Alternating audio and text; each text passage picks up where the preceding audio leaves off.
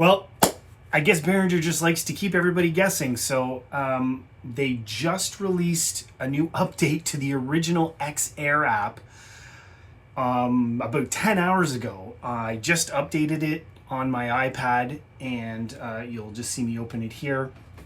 I don't have my actual mixer here, but you can see if I go into demo mode, everything is working. Anything that used to crash the app now doesn't. It's back to being a functional piece of software. I didn't know they were doing this. They didn't mention they were doing this on the forum. I guess they've just been working on this in the background.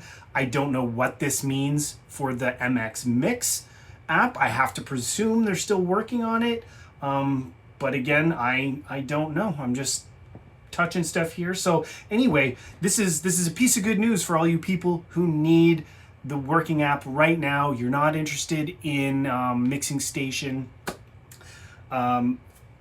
Yeah, it's working. So go update your app right now on your iPad and you'll be back to functional. I don't know why they did this. I'm glad they did.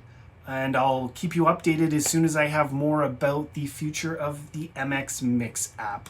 Hopefully they do both and we just have a selection. Wouldn't that be nice? Anyway, thanks for watching. Hope this helps you. Hope it was entertaining or informative. All those things, please like, share, subscribe, the normal stuff. And until I see you next time, thanks for watching here on Quick and Easy Quickies. Bye.